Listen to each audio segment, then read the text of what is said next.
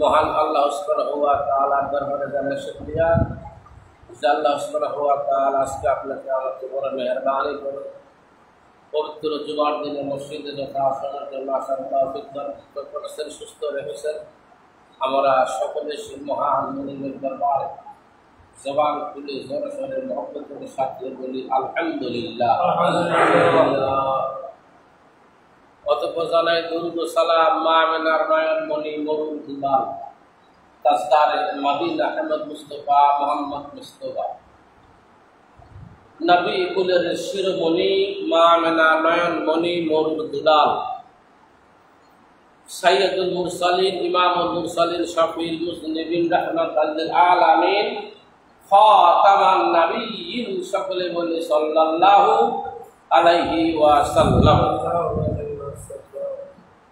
আলহামদুলিল্লাহর আওয়াজ জোরে হতে হবে আর সাল্লাল্লাহু আলাইহি ওয়াসাল্লামের আওয়াজ জোরে হতে হবে। এটাই মুসলমানের এক নাম্বার পরীক্ষা। এখানেই বোঝা যাবে যে সে কত ট্যালেন্টেড, কি মার্কা মুসলমান, এখানেই বোঝা যাবে। যারা অন্ধ, আল্লাহর নেয়ামতের অস্বীকারী, যারা অন্ধ, যারা নিমক হারাম, আল্লাহর নেয়ামত খায়, আল্লাহর সবকিছু ভোগ করে, আল্লাহর নেয়ামত গায় না, আছে না এরকম? হ্যাঁ, এলা শুকরিয়া আল্লাহর গায়ে না পাইছে, এটা এমনিতে হয়েছে, এমনিতে হয়েছে। আল্লাহর শুকরিয়া গাইতে আল্লাহ করেছেন, এটার ব্যাপারে তার কোনো শুকরিয়া হয় না। এই জন্য বলা হয়েছে অন্ধ গাহে না শুধু তোমারই গুণগান, তুমি রহমান, তুমি মেহেরবান। যারা অন্ধ এরাই শুধু গুণগান গায় না, সেগুলো এমনিতে নিতে হয়, আল্লাহ শুকরিয়া গায়।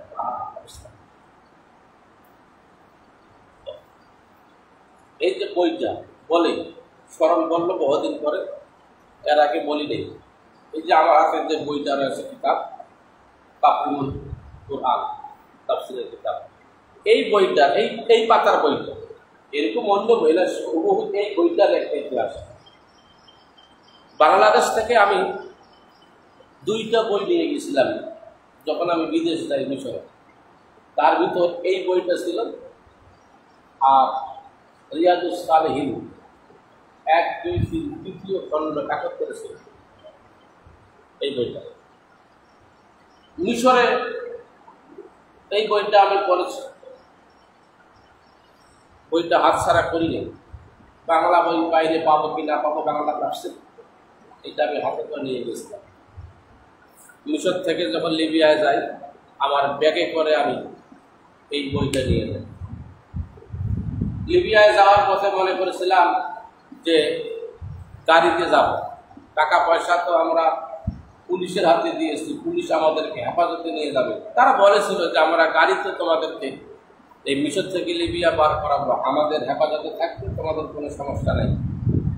যিনি পাঠিয়েছেন তিনিও একই কথা বলেছেন, আমাদের কাছ থেকে এইভাবে পয়সা করে নিয়েছেন। কিছু দূর যেতে না যেতেই একদিন আসরের নামাজের পরে, যেদিন যাবো কয়েকদিন রাখার পরে আসরের নামাজের পরে আমাদের গাড়িতে চলতে মাগরিব হয়ে গেল। সেখানে হাতের মধ্যে একটা করে জুস আর একটা করে হালিম, মানে দুধের বোতল, একটা করে জুস দিই হাতের মধ্যে। যখন জুসের বোতলটা আর দুধের বোতলটা হাতে পাইছে, তখনই সন্দেহ লাগছে, খবর খারাপ আছে। বলতেছে ইজরি, মানে দৌড় মারো। কি ব্যাপারটা, পয়সা দিলাম, আমার ইজরি কয় এজরে, দৌড়াও, এজরে।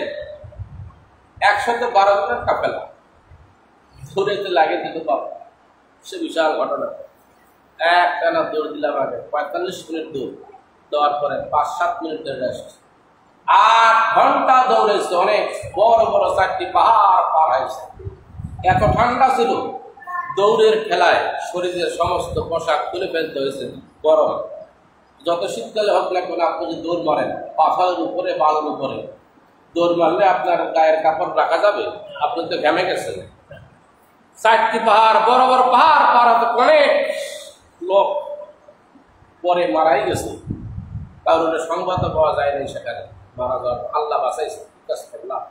আর 4টি বড় বড় পাহাড়, 8 ঘন্টা, যেটা আপনি সারা মরুভূমি পত্রিকা দিয়ে আপনি করেছেন, কিতাবে যেটা করেছেন, সেই সারা মরুভূমির উপরে এই বান্দা 8 ঘন্টা দৌড় মারে।